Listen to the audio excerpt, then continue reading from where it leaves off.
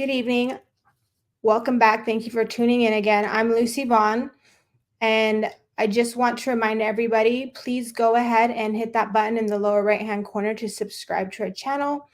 Remember to like and comment, as well as we are a self-supported channel and we would like to keep the content free. So we appreciate any donations. Donations can be made at Cash App at official Lucy Vaughn. And this evening, I want to welcome our guest tonight. This is Jake Laskey. He is a loving father. Also, he's the founder of Satanic Radio, a loving father, successful businessman, founder of he studied philosophy, and he's the author of several books and newly married. And you had a satanic marriage. How are you doing, Jake? I'm doing pretty good. How are you? I'm doing good. You're an interesting guy, that's for sure. Yeah, you can say that. Yeah, and the reason we have Jake on tonight is Jake's done some really incredible things in his life. He's come from a troubled youth, and we're going to talk about that and his spiritual journey down the satanic path has really helped him turn his life around. So, Jake, tell us about your childhood. Well, my childhood, I was raised in a Christian family, really religious, pretty strict when it came to the teachings of Christianity, and grew up in a rural area, real beautiful forests and all that good stuff. Played a lot of war with my brothers. I had my parents had 5 boys, and my father, my pop, was a workaholic, and and there are good times, there are bad, just like anyone growing up. But I'd say, growing up as a Christian, and then questioning it, and that was anathema to my family. It was something else. Yeah. So I know you went through some tough times when you were a teenager and growing up, and you did some time in and out of prison, like about 10 years, right? Over 10 years? I've done close to 18 years of my life in prison, 3 Yeah. different sentences, 3 Yeah. different terms, a lot of jail time for some pretty heinous stuff. Yeah. Yeah. And today you're part of the Satanic Dueling Society? Yes, that's a fact. Yeah. I find it's very fascinating because I know you reached out to me when it was Shane and Sharon LeVay, Shane Bugby, we were hosting Witches Sabbath, and you wanted to see if we could come on your radio show, and we were all for it. So we came on there and we did some little tidbits for you. That was pretty fun. Yeah, it was awesome. I enjoyed putting that out for you guys and advertising for the Witches Sabbath, and I wish I could have gone. I had plans to go to the Satanic Dueling Society's Walpurgis Nacht, but things fell through and I couldn't make it there. But since Walpurgis Nacht's coming up this coming year in Reno, I'm in Oregon. I'm going. We might be moved out of state by then, anyways. I'll see you in Reno. Oh, it's gonna be on and cracking. Oh yeah. We'll see what Shane has up his sleeve. You never know with that guy. I'm sure he's got some surprises. Everything I've followed with him and know of him on TikTok and YouTube, he's a good man. And the tidbit that I put on Satanic Radio that he did was awesome.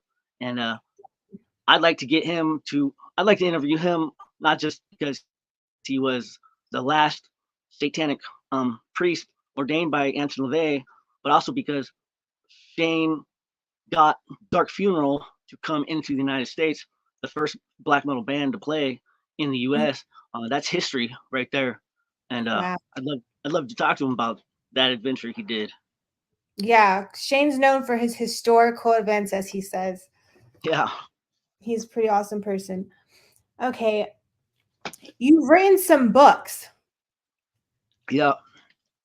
And Yeah. one of the ones I thought was really cool was Wotan's Arcanum, Mystery of the Black Sun Revealed.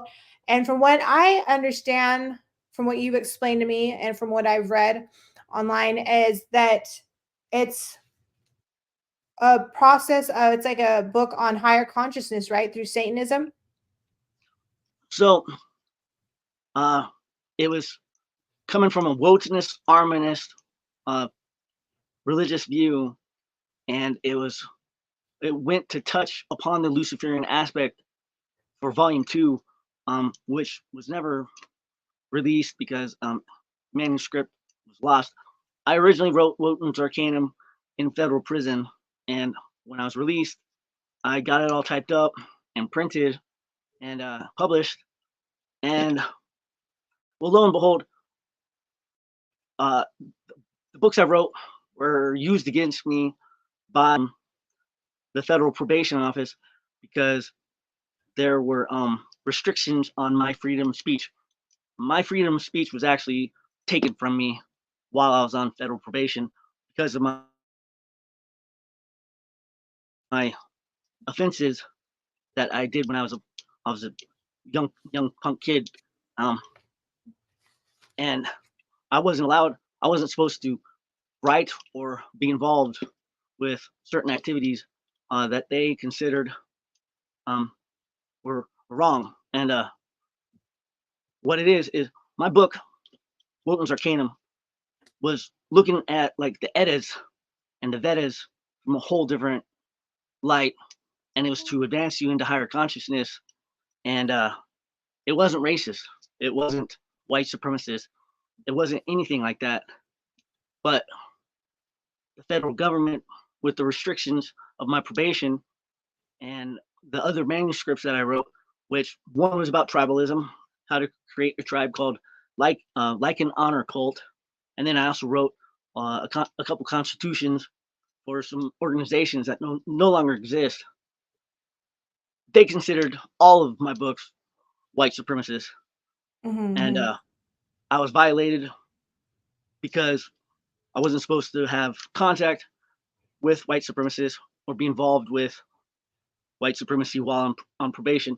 I couldn't do things or say certain things. They put an app on my phone that kept track of all my text messages, all my emails, and if anything was considered racist or driven towards any contact with a white supremacist, I got violated. And they did violate me, and they used my books against me. And the federal judge actually got it so Amazon got my books taken from their website and totally gone. But Mm-hmm. Amazon and the copyrights were taken from me. I no longer get royalties for any sales of the books, and the books are still for sale. Amazon sold them all to Barnes and Noble, and they're on eBay and all that stuff. And I don't see a dime, but I don't want a dime. I just wanted the message to get out. Mm-hmm. And I was hoping to write a second volume going into the satanic Luciferian views, where I wanted to take the whole thing to do with Odin and Thor uh, into that whole spectrum. Uh, Mm-hmm. the federal prosecutor, when I was violated for Wotan's Arcanum, never even saw a copy of the book, but because of the Black Sun, it was racist. It Mm-hmm. wasn't, and the federal it was rough being under such scrutiny by federal probation, um, for to not even read it themselves and claim it's white supremacist without looking at it and sending me back to prison. It was pretty screwed up, and taking my copyright from me. It it wasn't right. But there's no other. I don't know any other people who were on federal probation that were given such restrictions. Anyways, that I had to pay for this app to spy on me, and I had to be careful about everything I did and said because of my past, because of my prior offenses, because it, it involved being convicted of federal hate crimes. Uh, And how have you turned your life around today? oh well, I've I made sure to go inside and evolve into something higher, something better, and I I focus on my family. I focus on the family that I got. You know that like my wife, because the rest of my family hate me because of what I am. Uh, Mhm. and it's pretty brutal losing your family because of your religious view. That's bigotry right there. uh, I, I do a lot of studying. I focus on my Satanic Radio podcast. I'm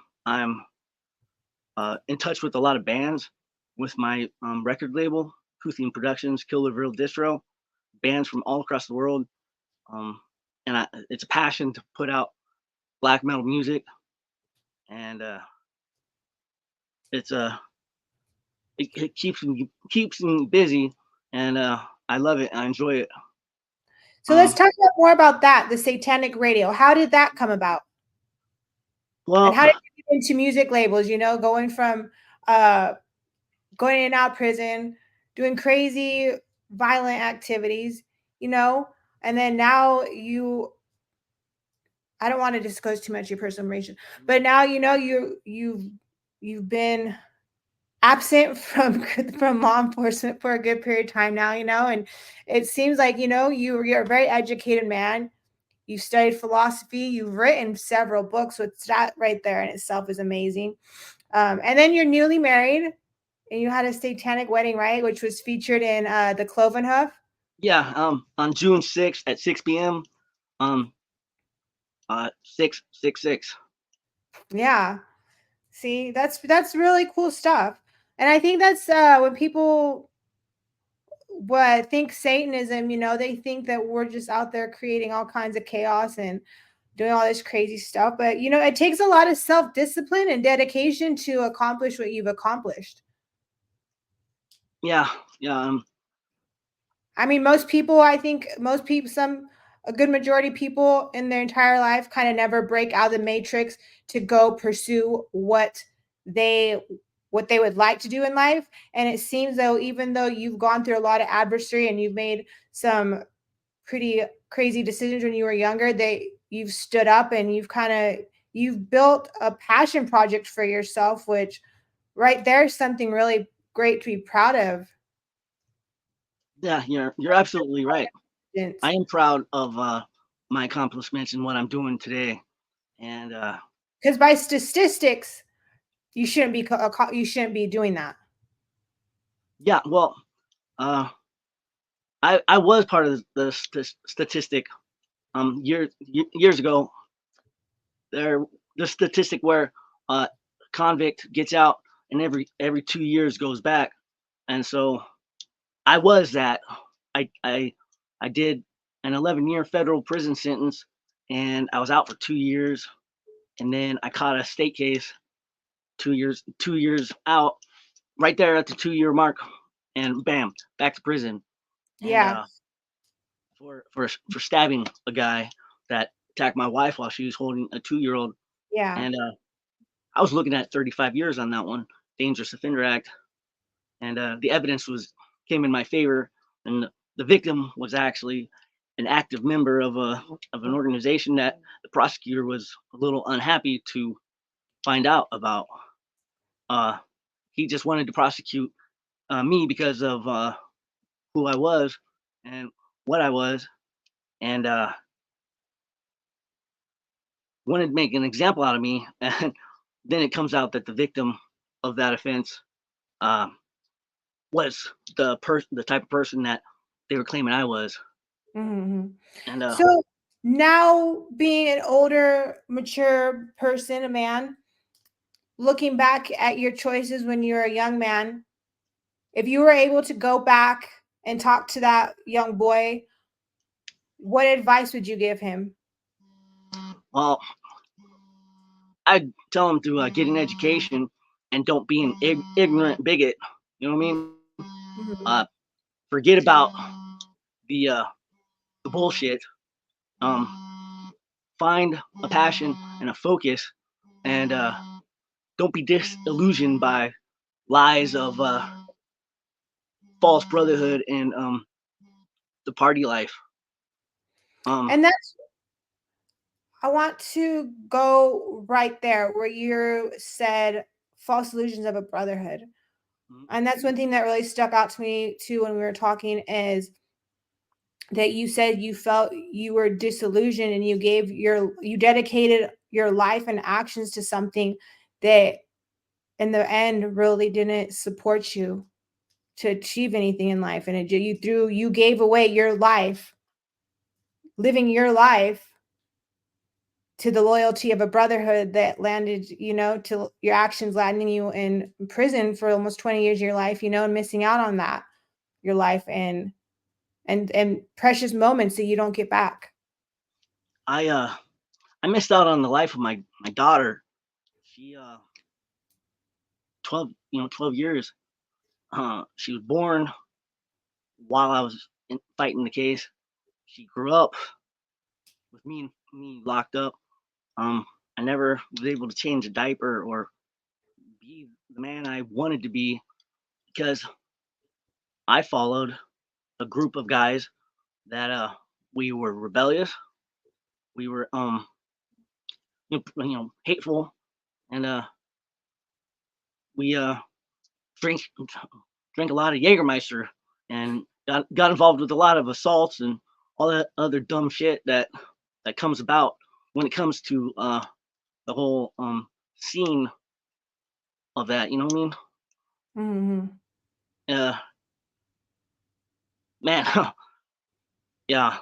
Uh, my daughter, my daughter didn't deserve that.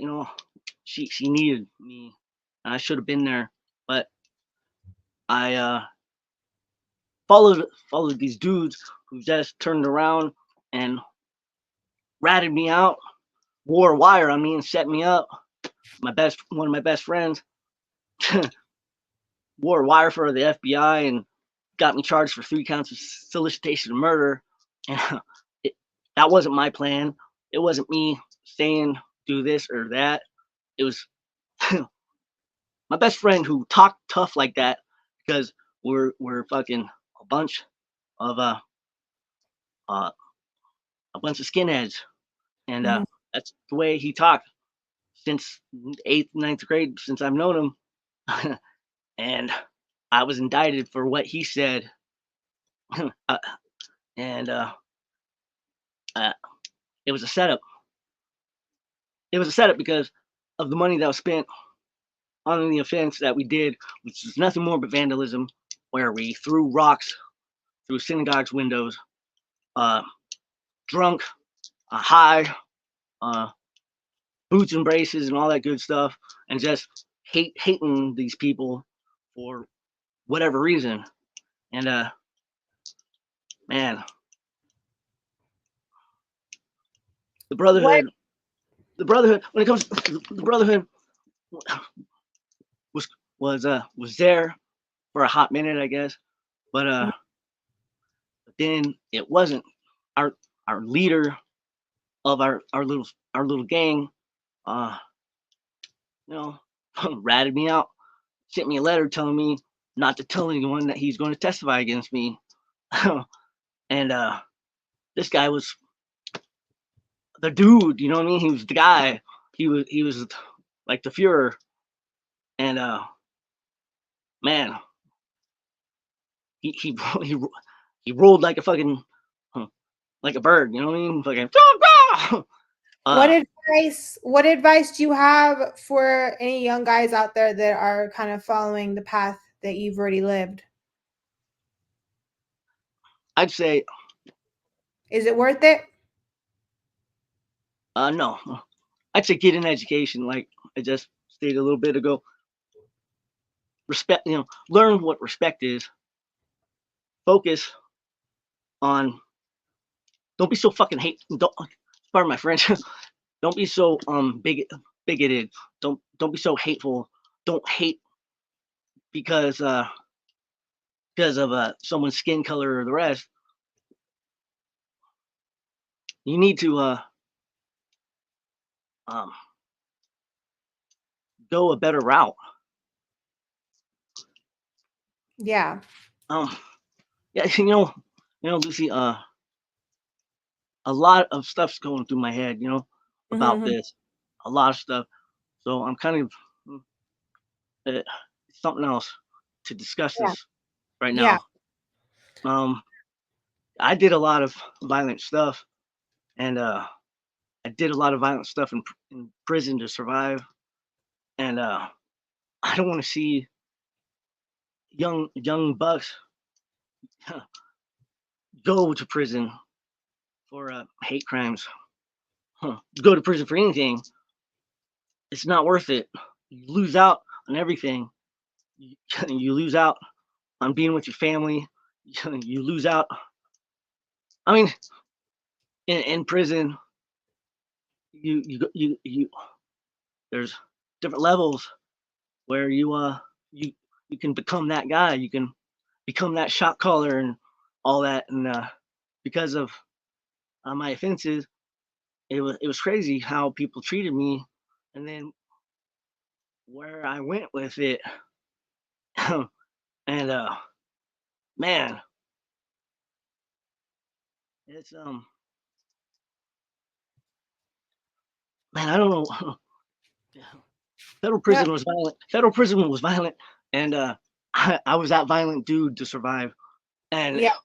it screwed up my head. I saw a lot of. I had a bro die because of an argument over TV. You know what I mean? Mm-hmm. He got stabbed one time, and he died over an argument over what they're going to watch on TV. What the heck is that? And then I see a dude in the Supermax get stabbed 80 times and live. I mean, wow. And that dude deserved what he got. It wasn't over TV. It was a chomo. And he was scum. He, Yeah. he was, and my God, you So had to you had to live. You had to survive. You had to do things to make it home. And the gangs in there, you're clicked up, racial politics. You're riding with your people, but you learn what respect is, and you respect everyone for who and what they are, and you do business with the non-whites and the rest. But uh, it's you see you see another side of humanity, huh? That you become something you would never want to become. you become an animal, I, pretty much. And I did a lot of my years in the hole. I mean, a And lot. I want to touch on that because you actually wrote Wotan's Arcanum while you were in the hole, right? Yeah. Yeah. And I think that's a very powerful statement right there. And that shows from what I've talked to about other people who have done time in like the hole and have done prison time, you're stuck in a place where you have no contact with other human beings. You're by yourself, right? Well, in federal prison, you have a cellie, possibly a shower in your cell, but depends Yeah. on which prison you're at and everything else. But But you're uh, you're fighting to keep your sanity together in your mind. yeah, and you have to put in work for your gang in there, for your state. There's the independents still acted like a gang, which was the state crews. You had to put in work. You're a young buck. You come to federal prison. You had to go stomp a dude's brains out for whatever reason you're told, and uh, you What you carry a knife with you everywhere you go. You got friendlies on you. Friendlies means you can go through a metal detector with it.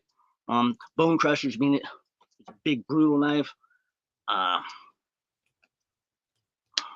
When you were writing this book, when you were in there, what did this serve as to you?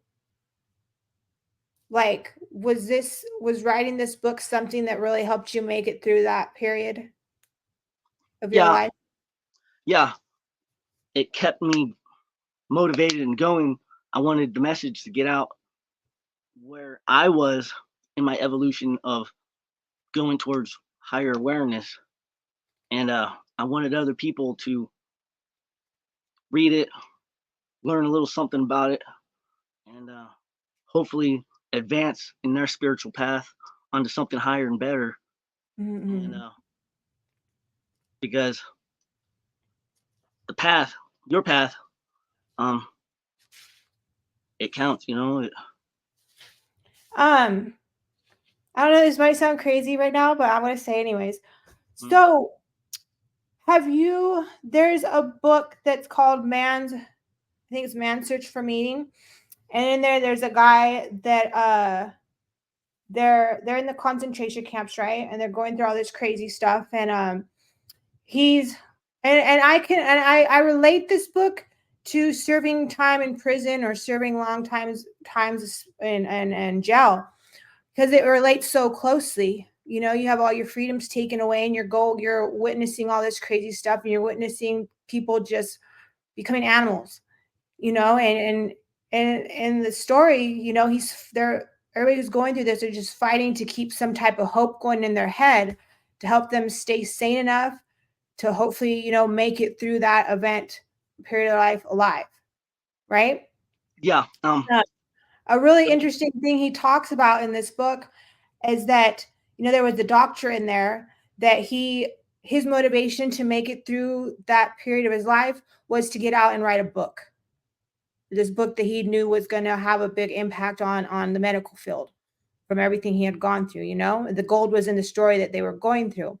And even what's his name, and the author of this book, he's talking about, you know, the whole reason, his purpose to make it through this, that was keeping him strong, was that he wanted to get out and write a book about what he witnessed psychologically from the people in there, right? And he states this quote by Friedrich Nietzsche, you know, any man who has a why can make it through any how. And that sticks to me so strongly because, you know, he got out, he made it out alive out of the concentration camps, and he wrote this book, right? But no, the reason he wrote this book was for this, like, to evaluate the psychology on it. But that's not the goal of the book. The goal of the book is the story of what he went through and his experience, you know, and how, you know, even in those dire situations like that, like, you choose mentally, like, how you're gonna, if you're gonna make it through or not.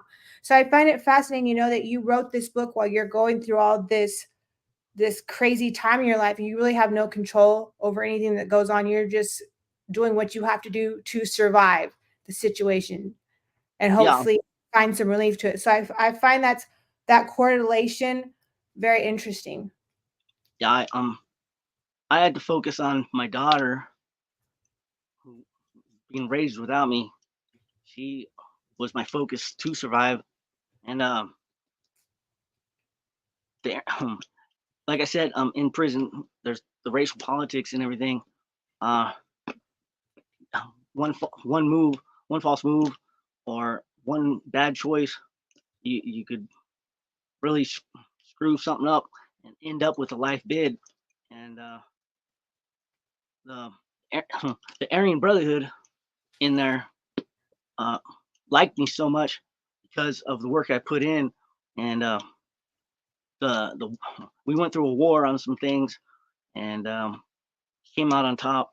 And the ABs got a lot of respect for me for what I did for them. They asked me if I wanted to be a member, and that's blood in, blood out. You have to, meaning you have to kill someone to be a part of them when they say go. And Mhm. these guys were hardcore lifers, and they were my friends. And they asked me to be a part of them, and I told them no, no, I, I don't want to be AB. I mean, I love and respect you guys, and I'm a skinhead who is going home. I got a date. I got a family that I need to go home to, and you know what? They respected that even more, and they looked out for me. And I was released October 13th, 2015, to my family, Mhm. and those guys looked out for me. Um, they're great guys. They're friends, and they're doing life, and I can't comprehend doing the rest of your life in there. Period. It's pretty brutal. Some of those guys, they live to become. There are dudes in there who worship the AB, and that's what they wanted to become and be a part of because of what they got going. And Mhm. that's just crazy to to go that route. Um, Mhm. um, I I think it's fascinating you said that, and what comes to mind for me, I've been in and out of like I guess you could say I've been institutionalized. I've been in and out of like group homes and rehabs and all kinds of stuff from a young age, you know. So I've been around people that have been in and out of prison and home that were homeless and came from really broken homes. And I remember talking to this one guy one time, and he didn't really he came from a broken home, and he was like always homeless, and he didn't really have a family.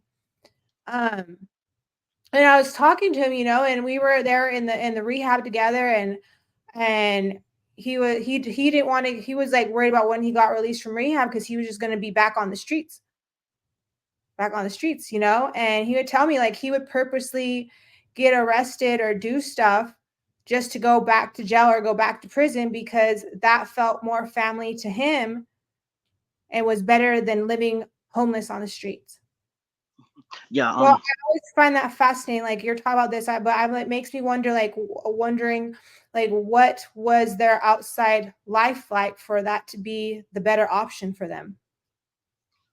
Yeah. Um, That's, it has to be a hard life to say that being and living your life in prison is a better option, the better option, something, you know?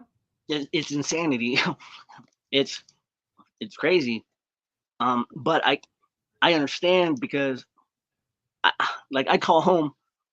I'm a few years in on that prison sentence, in the federal prison sentence, and I'd call home. I'd talk to my brother, who was a crime partner in my case at that, and I'd ask him how a certain friend was doing, one of our old bros and stuff. And he was like, well, I don't know. I haven't talked to him in a couple of years. I'm like, you haven't talked to him in a couple of years? Why is that? He said, he's been living life. We've been living life. Um, I can honestly tell you, I didn't know what the hell that meant. I didn't know what living a life meant because I was focused on me surviving a brutal environment. That was my life. I couldn't comprehend a street life really. I couldn't comprehend any of that until Mhm. I was released, and then I realized what a life was. And yeah, life is a beautiful thing. Why screw it up? And why screw up life and lose everything that's good and get locked up and be what? I mean, in a cell, reading books, doing push-ups, and all kinds of boredom.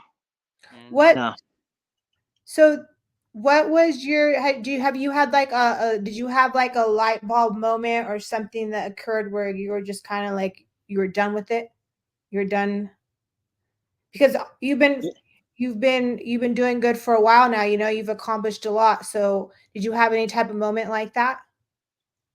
yeah, yeah, and it was when um I was out of federal prison. Now I was in state prison for the stabbing of of of a skinhead friend, the one that attacked my wife and stuff. And I was released from my state sentence. First, I had to do a 6 months federal violation though, because it was concurrent. And so I did that time. I got released. I was at my grandma's house, and USA Today put an article out, and it was about me. USA Today, and it was about how what happened when I was in the military, on my and what happened for me going to my first prison sentence. And And the one thing I want to say is you've graduated, you're educated, you're a smart man. Like you've graduated high school, you went to college, right? Went to college if I remember correctly. yeah, I You went to went the Navy. you served in the Navy. So you're a smart man, but it sounds like you've just had a lot of anger, like you've had a lot of anger in you, and you got involved with some wrong groups. It didn't help you out. Yeah, I was pretty angry. I was especially angry after my brother committed suicide. That was the worst thing that could have occurred, and it led me to putting on boots and braces and laces and going off with these guys and doing stupid stuff. And we were angry at the world, and we were angry at who ran the world, and we were all that. And we wanted to change it, and we wanted to change it by violence and boot parties and all that other stuff. Um, uh, So going so, back to your so light bulb moment, the light and I bulb think moment, yeah, it was when I read USA Today. It was an article predominantly about me, and it said that I was the most notorious and most violent neo-Nazi in America. Man, when I read that, I was like, "What? What the hell? How how is that possible?" And it made me stop. I'm getting goosebumps just thinking about this right now, to tell you the truth. But reading that, being called that, it it hurt me because that's not me. I'm not. Uh, I'm not who they say I am. And I decided right then and there, I gotta chill out. I gotta stop.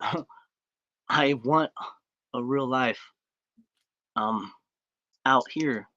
I want to build a real foundation and become something, and not be a targeted individual uh, by the government because of my prior cases being hate crimes.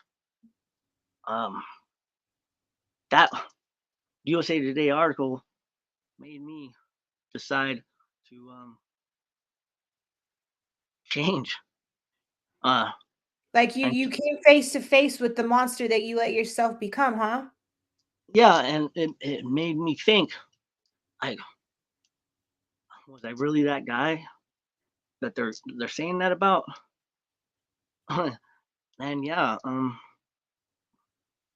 I did. I was convicted of crazy crazy hate crimes, every one of them.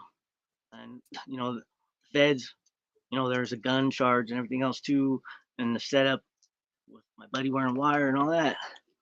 Um, because he wore wire and got me for solicitation of murder charges. That made me the most notorious, most violent neo-Nazi in America because this informant set me up on that. Um, I've never killed anyone. I've never done anything like that, and I'm not going to.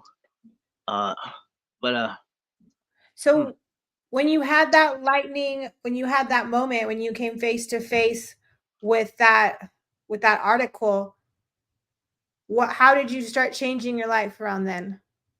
And what were you doing at that period in your life? I was actually taking care of my dying grandma, Mhm. um, with my now ex, um, and her daughter, my stepdaughter. I mean, you could call her that. And that was a great experience to take care of my grandma and show her how much I loved her till her dying breath. And my parents took care of her for about 2 years, and then I got out, found faith, and we took care of her. My parents moved, and there we were at my grandma's house, surviving, living, taking care of her. She had dementia and stuff. Some days she didn't know who I was and all that stuff. And when she had that stroke, I knew her time was up. And I mean, I had to take her to the bathroom and stuff, and every 15 minutes, and her time was up. I was proud of the fact that I was helping this woman who wrote me and sent me money when I was locked up. She had the shakes, and she'd still send me a letter. It would take her a week to write that letter, like 3 sentences, and that was love that she was showing me, and I was showing her love back by taking care of her until she died. And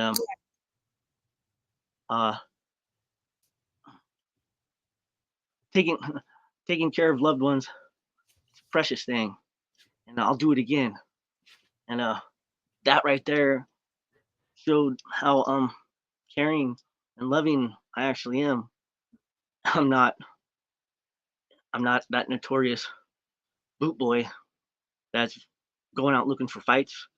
Do you think that going through that event in your life brought you into touch with another side of yourself that you didn't think was there? Yeah, I You didn't think that you had that loving, nurturing side to yourself?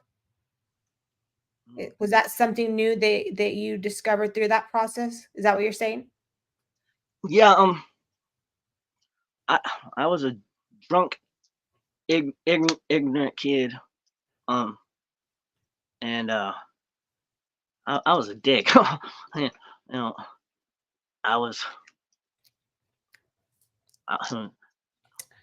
yeah, I was pretty violent. I did a lot of stupid stuff, and I paid. So go ahead. I mean, I did my time, and I paid for it, and Yeah. it's crazy how still to this day though there's vilification and everything else. There's the local police who um uh, uh who I got arrested, and they told my now wife my offenses, my past offenses, and uh, um I'm the bad guy. I'm the guy who they want to send to prison for life. Um, and people come out of the woodworks, and these cops are offering their own money to set me up, to find informants to set me up on whatever. That's that's that's screwed up. You know what I Yeah. mean? For people to come forward and be like, "Hey, look, this officer, he got a hold of me, and because um they had children, and they called 911 on their boyfriend or whatever. So now the cops use that over their heads to make them become an informant, and they specifically told these people, uh, set this guy up, do something. We need to make sure he gets locked up." And luckily, they came forward and told me, and we got the proof. And I've looked for attorneys to help with that, and the text messages and everything else. But how legal is it for cops to offer $2,000 of their own money to Wow. set someone up? That's that's happening. That's happening, and that's not right. And Yeah. I'm I'm not I'm not involved with that lifestyle. To Yeah, say, today, like, you're running a radio station, "Mhm, right? You're running a radio station. You're signing bands. What yeah, is it? Cuthean Productions and Killer Vril Distro. yeah." How did you get into doing that? And how did you get into doing the radio station? Um, so the radio station, Satanic Radio, is on Spotify, Amazon Music, Audible, iHeartRadio, and all the rest. All the streaming services. Not all of them, but most of them. It's not on Apple though. Black metal became a passion of mine. What it is, what it stands for, and what these guys putting into it. They're putting out what they hate about life. They're misanthropic. They're they're against Christianity, and the whole scene of black metal is pretty violent. So I I live the same kind of violence, and the music speaks to me, and I want I wanted black metal to I want to be involved with it, and I don't know, it all just came together really, and it's not as hard as people think. But yeah, you find these bands, and you contact them, or they contact you, and they're from all across the world, and it's a small underground scene, and you're not paying these guys money, but you are sending them copies of their own music, like 5, 10 copies of the CDs. Mhm. That's the payments, that's the royalties, and maybe some of these bands are going to become something bigger, more mainstream. Hopefully they do, but it's like a little family. I mean, I got bands from the Philippines, from the Ukraine, from El Salvador, Brazil, uh, Mexico, and these guys are great. They're putting out their everything into their music, uh, to burn the world down, or do uh, whatever their message is in it, and it's it's a beautiful thing, and like it it's it's something else. Maybe Yeah, a lot of people won't understand it. I think because it's so underground, and it's the screaming and all that stuff. I put out a couple death metal bands too, and it's it's awesome. Uh, yeah. and man, It sounds like you've found a real community in that, and like you've created a positive brotherhood within that, yeah, and right? most of those bands, the original bands like Mayhem and Dark Throne, uh, they were considered Satanists. Burzum, I mean, Bart Vikernes, as Count Grisnock, killed a member of a band he was in over some money or whatever, and he did time. And he just put out another album just recently. He did over 20 years, and he's part of black metal history right there. Uh, Mhm. and my it Burzum is badass, and Yeah, and I want I wanted to help push more of that out there into the world, and it keeps me going. It keeps me motivated, and these bands are awesome. Maybe sometimes they'll get drunk and video chat you, and and you can't really understand them because they don't speak English too well. That's cool, you know. I'm in touch with these guys from all across the world. Got love and respect for what they're doing, and they yeah, they what they're doing needs to be told, needs to needs to be produced and published and distributed, and and it's it's something. There's something great in it, and no, yeah, especially it's with the satanic bands. it takes courage. It takes a lot of courage to do something like that, you know, and to pursue it, and dedication and discipline to pursue that, and to keep that going, and to really keep pushing forward with it, even when you don't see like you're really getting your results and attention, you know. So I think you bringing that community together, it grows into something bigger. Yeah, It's a cool thing to be a part of. and I'm a vocalist. I'm a vocalist myself of the black metal band Udenhas, and it's great to put lyrics. Well, actually, my wife is better at writing the lyrics than I am. but it's great to put that down on paper and to release everything that's in deep dark inside and just get it out, get all that darkness out with your scream, with your words, with your spells, and Mhm. because words are spells, and to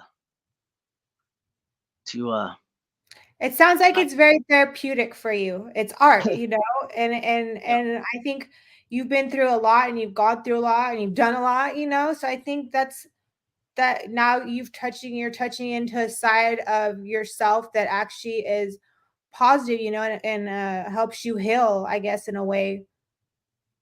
Art has a way of just doing that, no matter what form it is. yeah, and It's really I cool that. do I do have PTSD, and um, the music helps. Yeah, like you said, it's therapeutic. Um, I listen to black metal every day. I fall asleep to it in my headphones, uh, and there's nothing quite like it. Nothing quite like it at all. And And you just got married, right? You just got married and yeah, you had a satanic wedding. yeah, it was that was beautiful. It was a beautiful day with a beautiful bride, and we did a blood oath. So yeah, we sucked each other's Very rock, blood. very, very dark metal, right? Very heavy. Yeah, I mean, we didn't sacrifice anyone or any human or anything else, but we sucked each other's blood and gave that oath, gave that vow, and it's it's it's a life. It's what life Mhm. is. It's what life should be. It's what you can make life out of, and you'll have hard times and everything else, but go with it, and love that person. Love because you're absolutely in love with them, and I've never had anything quite like. I mean, I married her satanically for a reason, and What is my it about the satanic path or spiritual practice that empowers you?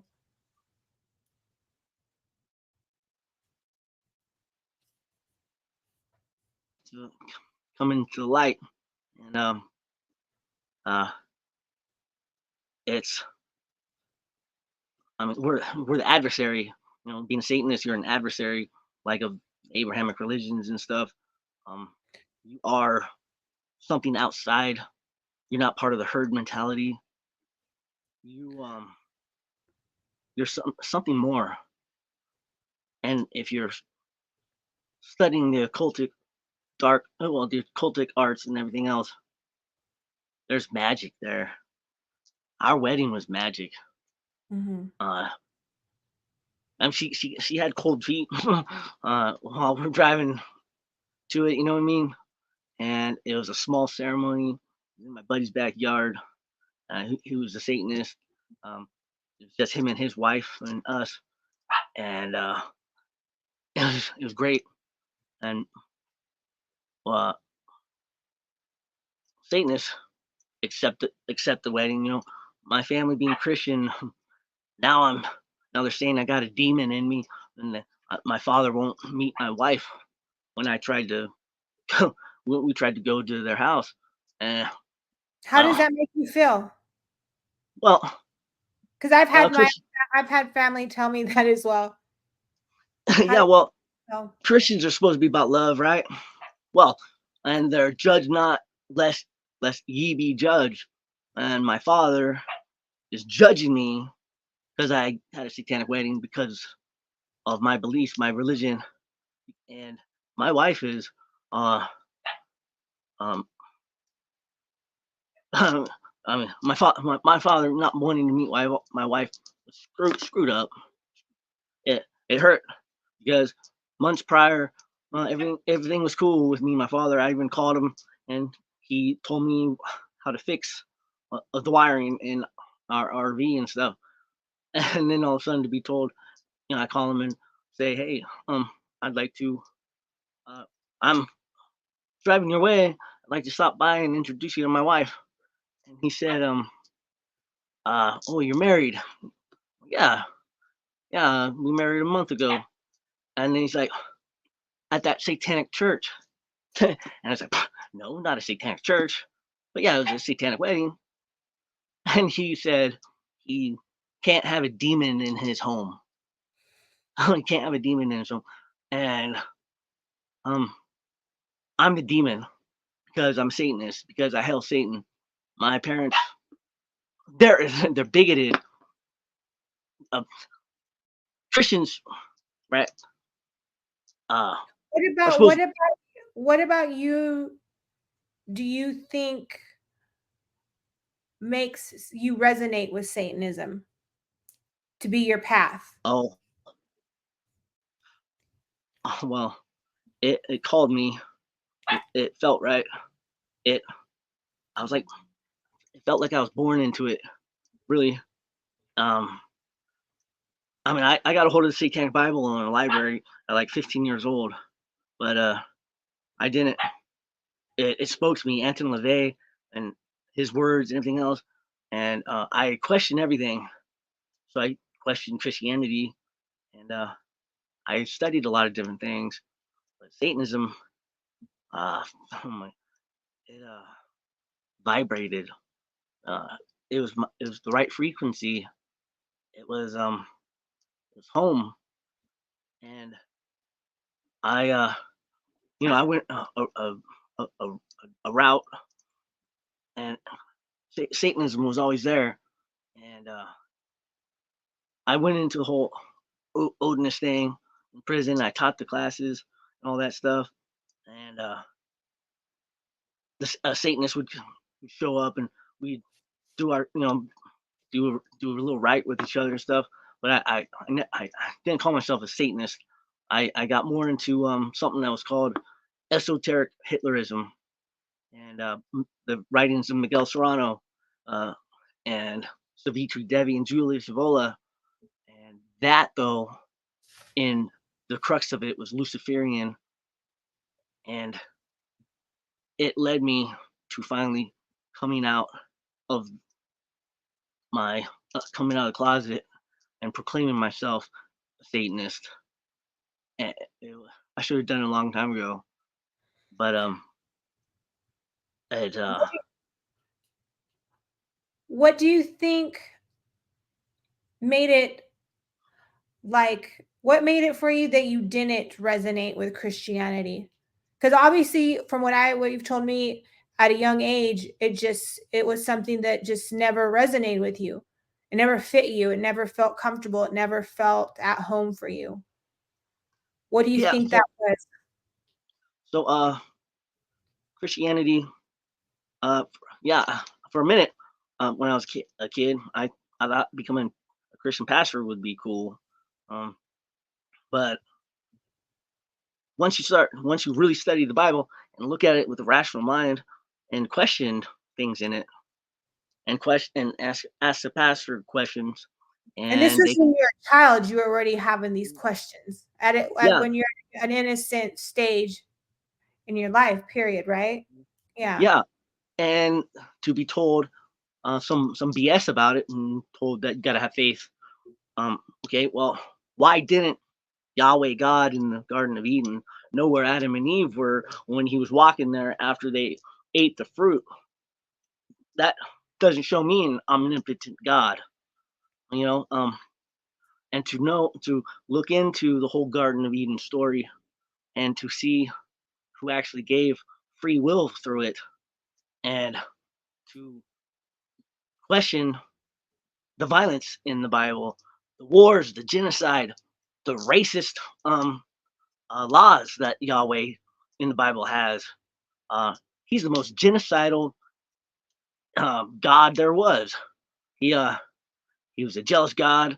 He was a hateful God. He had the Israelites butcher people. He had them keep the virgins.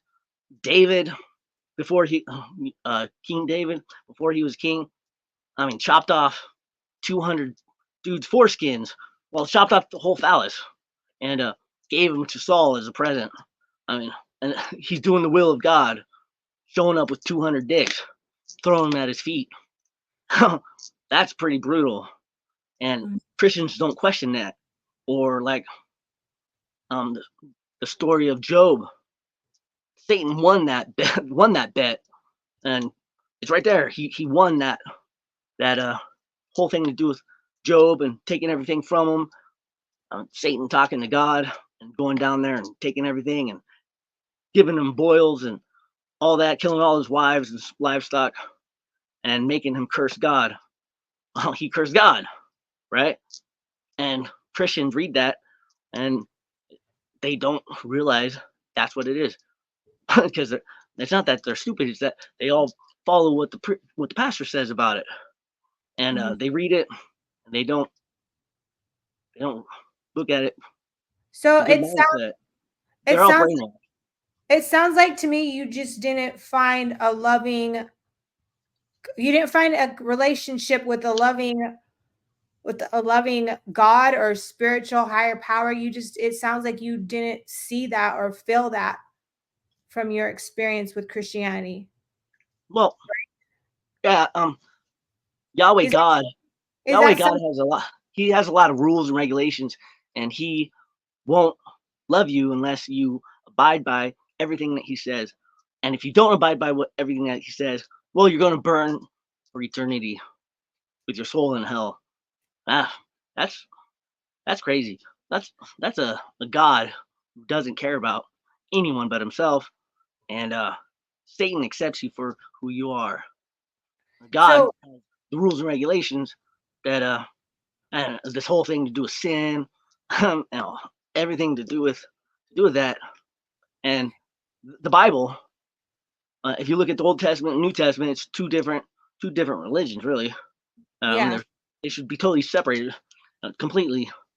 it And sounds like to me like in Satanism, did you find a place where you felt love and acceptance? And like from what we talked about, it sounds like you've found a fellowship, a community, a place where you can be accepted for yourself and your past, but have a chance to grow and evolve. that's absolutely true. This like the Satanic Society embraced me, um, and they knew who I was when I sent the first letter, and they, like Satan, accepted me without judgment, so long And as I continue the path that I'm going with my religion, and steer clear of all the crap that I did as a kid, mhm, you know, yeah. and it's What a beautiful thing. what comes to mind for me, and as we're talking about your story, I'm bringing up stuff from my past as well. Um, I think I discovered the Satanic Bible too. Well, not the Satanic Bible. I discovered the Satanic website, the Church of Satan website when I was younger. And at that period in time, I was I was going through some stuff at home. My mom, she was a single mother, and she was just always gone with her boyfriends. Pretty much, I was the oldest, helping raise six brothers and sisters. And I dropped out of school so I could stay home to take care of them while she just went off into her life. And I remember like when I found that website, I thought it was really cool. And but then I remember I was raised in a Christian home, so I remember just always going to church and praying to God to like bring our family together back again, you know, because it was falling apart. Now my parents got divorced, and now my mom's gone, and I'm at 15 or 16 having to be a parent, you know, same time going through puberty and going through all this stuff. And of course, you know, broken home. I ended up, and then I started going in and out of rehabs for like eating disorders and mental health issues. So I remember I remember feeling like, you know, if God is who they say is in the Bible, like why do I have to go through this stuff? You know, questioning it. You know, and always questioning like, am I a bad person? Did I do something wrong to have to have an illness to be going through all this? And once I got to like 20, that's when I finally was able to get my hands on a Satanic Bible when I had my own place and got into that. And it helped me to accept myself, you know, to accept myself for who I was. And I always felt outcasted in the church. And at that period of time, I had just got a really bad marriage, abusive marriage. And I started dancing because I wanted to like get the money together to like get my own place. I left that relationship. I didn't have, I left my jobs and stuff like that, you know, because I got married to him and he was like the provider of the family. So I left there. I didn't have anything to fall back on. So I became a dancer and I got into that lifestyle. And everybody turned their back on me, you Mm, know? yeah. So but at the same time, like the satanic community was where I found acceptance, where people accepted me. And when I found people that we were all just doing our best to be creative, you know, and that's what empowered me to like own who I am, to stop trying to cry out and feel bad for myself, but to step up and do steps to like evolve and grow and to help myself out. And you know, I think even in dancing, like you know, you're talking about your music. Like to me, dancing, like that was therapeutic. The music was therapeutic, you know, and even just like the ritual of the rituals and all that stuff, like it helped me to make the best out of my situation and to be able to grow. And I started seeing results in my life, you know, I was accomplishing things and doing things. So it wasn't even just about a belief system. It was more about, okay, I'm applying something and I have a community with people that I feel connected to and accepted by. At the same time, like practicing these things that are bringing real experiences and real results in my life. It's not like I'm crying. I'm not here feeling sorry for myself, crying about stuff. Like I'm taking action and getting results, you know? And I think that's kind of what your life shows too. You know, you're taking responsibility for your stuff and you're taking action and you have a fellowship with community and like you're accomplishing stuff today. You know, you've been through a lot, you've done a lot, but you're accomplishing stuff today. And that's really cool, you know? Not only are Yeah. you accomplishing stuff, but I feel like you're tapped into art and music, and it's like a double-edged sword in a positive way because it's helping you so much therapeutically, especially with PTSD and stuff. And then that's one thing I've noticed. Um, I think there's a deeper things to be discovered in the satanic path, which I think if scientists investigate it, they would kind of see that it makes complete sense why certain people would be drawn to satanic path and how it is healing because it puts you in tune with the arts. And I've listened to Shane Bugsby's story as well, and it makes sense that he would be drawn to the art and the satanic path and all this stuff and how it has helped him grow and evolve as a person. And I see that same thing going with you as well, that same current, you Yeah. know, where and it's also healing and it's helping you grow. You know, you can't change the past, but you can, it's never too late to change and to do something positive with your life. And that's what you're doing today.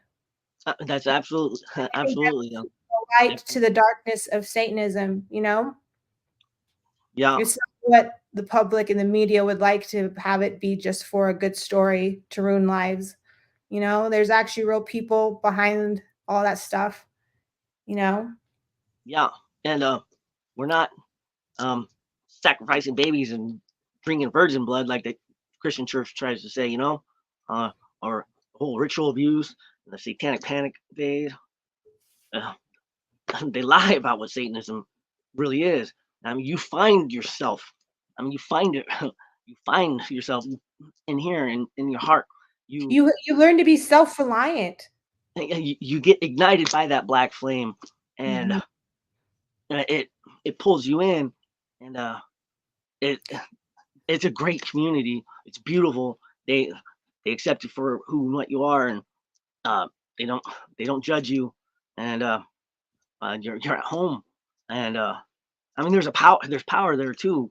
There's you tap into it, and things happen, and uh, And everything. there's no fear and condemnation and you're going to hell. You know, Yeah, it's growing and evolving as a person here and then here and now and living a full life, living the best life that you can be and being the best version you can be. You know, when you're the best version that you can be, you're um feel more at home in your skin. And then I think that even that radiates into your relationships, where you have better relationships with people, more fuller relationships with people. Yeah, I can honestly say I truly found myself. Um, I tapped into my shadow self. I tapped into um the dark side of things, and I found light. I found the light bearer. I found Lucifer. I found Satan, and my man, man. Yeah, when it comes to Christianity, I could sit here and It bash just them all day, but I it just became it wasn't your language. not yeah, not at all. And I still hate the fact that when I stub my toe, I might say Jesus' name or something. You know what I mean? Wow, Jesus. Um, there with Satanism, there's there's like there's it's beautiful and it's loving and there's everything about it. You man, I don't know how to say it, Lucy, other than man, other people, no one would really understand unless they're a Satanist. How great is it? Great, how great it is, and positive. It keeps me going. Positivity keeps me out of trouble. My wife keeps me out of trouble, but uh, it. I'm not that kid anymore. I'm not that dude who wants to hurt people and stuff. Mm-hmm, mm-hmm. You know what I mean? Who cares what that other person's sexuality is, so long as they don't push it upon you or whatever. Mm-hmm. Be What you, be you, and become something. And Satanism, you become something. I, Mhm. that's a fact. Yeah, that's good stuff. So, what do we have to look forward to for the future of Satanic Radio? Well, yeah, right now, uh, they screwed up the whole app. It used to be awesome, the Spotify app. They changed it to Spotify for podcasters from Anchor to that. And now the way you do the shows, you have to upload it differently, and they screwed the whole app up. So you got to have another app now to do your podcast and upload it to Spotify. So certain things are going to change. I think there's not really going to be the satanic sayings in between songs and stuff, but you're going to hear more of the bands that I've released their music. You're going to hear bands that no one knows about, and I'm sitting on their CDs, and you can buy them, and you'll hear it on Satanic Radio first. You'll hear great bands from all across the world, um, Indonesia. I listen to a lot of other countries and stuff, and there's more advertisement now too of my record label, so people can reach out and touch me and stuff, and And get something. I'll make sure to get all your links in the bottom. We'll have all the good stuff linked into the bottom, as well Yep. as I know you don't make no profit off of that book, the Arcana, the Arcana, but I think it's still a cool piece to add to the description so people can check it out, check out your works, because I mean, you put blood and sweat and tears into that book to writing that book. Yeah. It should be acknowledged. And I want to thank you for coming on the Now, show. when I it think this has been very comes to the when it comes to